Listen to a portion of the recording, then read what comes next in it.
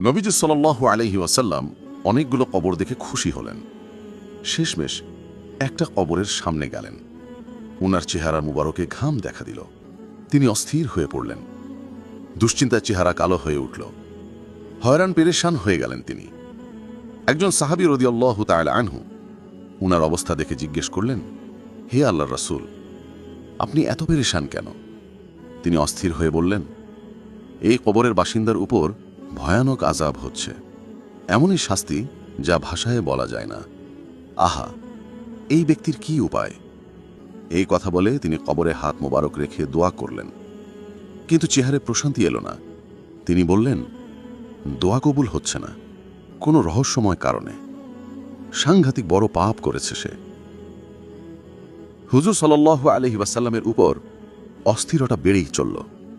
তিনি বললেন, আমার উম্মতের উপর এমন কঠিন শাস্তি হচ্ছে, আর আমি বাড়ি গিয়ে ঘুমাবো? তিনি একজন সাথীকে ডেকে বললেন, যাও মাদিনার বাজারে, সেখানে আওয়াজ দিয়ে বলো, যাদের আত্মীয়ের কবর এখানে রয়েছে তারা যেন নিজ নিজ আত্মীয়ের কবরের সামনে দাঁড়ায়।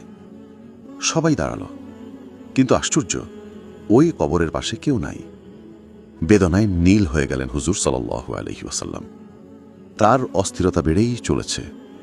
অনেক পরে লাঠিতে ভর দিয়ে একজন বুড়ি এলেন। তিনি দাঁড়ালেন সেই কবরের পাশে। হুজুরের পাক সাল্লাল্লাহু আলাইহি ওয়াসাল্লাম স্বস্তির নিঃশ্বাস ফেললেন। তারপর বৃদ্ধাকে জিজ্ঞেস করলেন, এটা কার কবর? আমার ছেলের। বৃদ্ধা জবাব দিলেন, আপনার ছেলের কবরে ভয়ানক শাস্তি হচ্ছে। ইয়া রাসূলুল্লাহ, এটা কি সত্যি? সত্যি। এরপর বৃদ্ধা বললেন, শুনে আমি খুব খুশি হলাম। রাসূল সাল্লাল্লাহু আলাইহি ওয়াসাল্লাম এবং উপস্থিত সবাই খুব অবাক হলেন। একজন মা তার নিজ সন্তানের ব্যাপারে এমন করে কিভাবে কথা বলতে পারে, তা তাদের মাথায় ঠুকতে ছিল না। হুজুর সাল্লাল্লাহু আলাইহি ওয়াসাল্লাম তাকে বোঝানোর চেষ্টা করে বললেন, আল্লাহ মাফ করুন, আপনি এ কি বলছেন মা? সে আপনার সন্তান। শুনুন তাহলে, হে আল্লাহর রসূল, এই বাচ্চা যখন আমার পেটে, তখন তার বাবা মারা যায়। সে পৃথিবীর মুখ দেখল, তার কেউ ছিল না।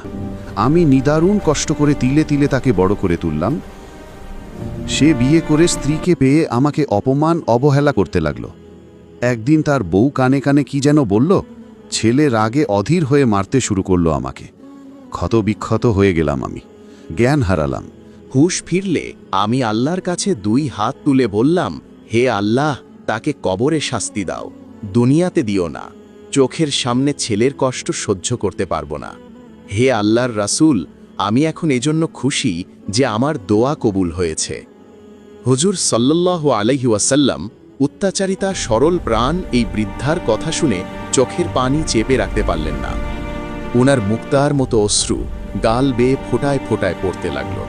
খানিক পর নিজেকে সামলে নিয়ে বললেন, হে বৃদ্ধা মা, তুমি তোমার ছেলেকে ক্ষমা করো, সে ভয়াবহ শাস্তি পাচ্ছে। বৃদ্ধা বললেন, হে রাসূলুল্লাহ, অন্য কিছু বলুন, ছেলেকে ক্ষমা করব না আমি। নিরুপায় হয়ে হুজুর সাল্লাল্লাহু আলাইহি ওয়াসাল্লাম আকাশের দিকে মুখ তুললেন। কাতর স্বরে বললেন, হে আল্লাহ, এই বৃদ্ধাকে কবরের শাস্তি দেখাও। এরপরেই ঘটে গেল এক আশ্চর্য ঘটনা। বৃদ্ধার চোখ বিস্ফোরিত হল। সে প্রাণ ফাটা চিৎকার করে বেহুশ হয়ে গেল।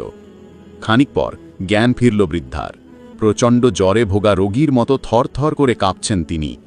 তিনি বললেন, ও খোদা, কবরের আযাব এমন ভীষণ, এমন ভয়ানক। ছেলের পুরো শরীর থেকে চামড়া উঠিয়ে নেওয়া হয়েছে, তাকে মুগুর পেটা করা হচ্ছে। হে আল্লাহর রাসূল, আমি তাকে ক্ষমা করলাম, আপনি দোয়া করুন, সে যেন মুক্তি পায়। হুজুর সাল্লাল্লাহু আলাইহি ওয়াসাল্লাম হাত উঠালেন। দোয়া শেষ। উনার চেহারা উজ্জ্বল। প্রকৃতিতে আকাশে বাতাসে নেমে এলো সুমহান সমাহিত পরিবেশ। গভীর প্রশান্তি দয়াল নবীর চেহারা মোবারকে। চারদিকে শান্তির ছায়া। এজন্য মা বাবাকে কখনো কষ্ট দিবেন না।